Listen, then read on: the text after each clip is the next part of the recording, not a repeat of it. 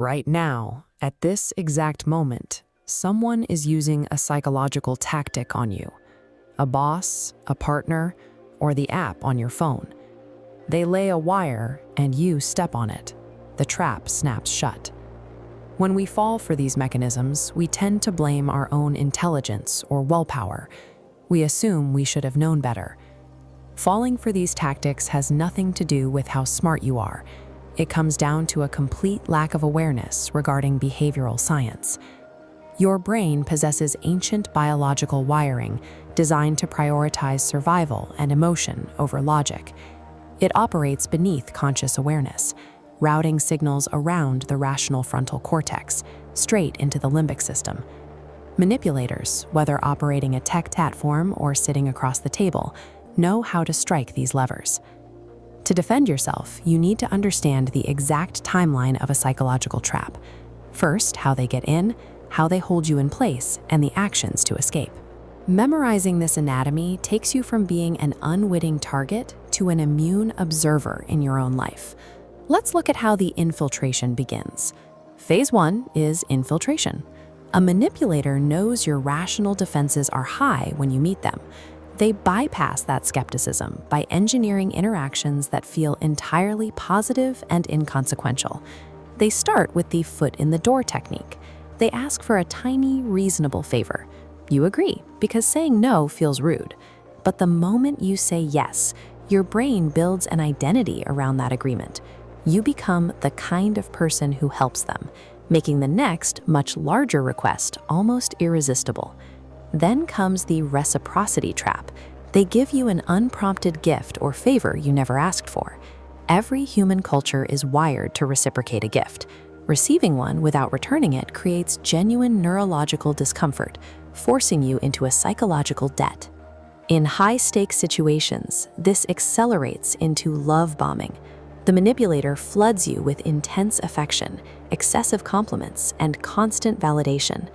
They engineer an overwhelming psychological attachment before they have earned a single drop of real trust.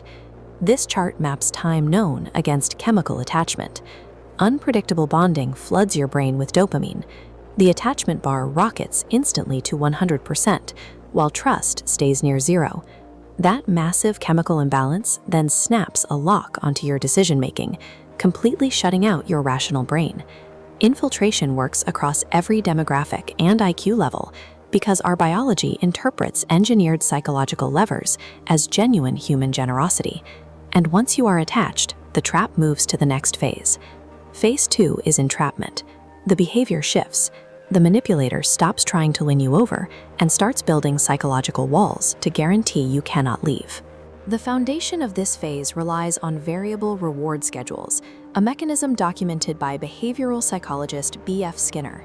He discovered that rats given a food pellet randomly and unpredictably would press a lever compulsively, even to the point of exhaustion. Tech executives like Sean Parker publicly admitted that Silicon Valley deliberately weaponized this exact unpredictability. Every notification and social media feed operates on this variable reward schedule to create compulsion. When variable rewards fail to keep you compliant, manipulators deploy FUD, fear, uncertainty, and doubt. They inject specific anxieties about what happens if you walk away, narrowing your perceived options until staying feels like the only safe choice. Massive corporations pioneered FUD to paralyze their clients long before it appeared in toxic relationships. In the 1970s, IBM circulated stories about the hidden risks of competitor products. They realize you don't need to prove your product is superior.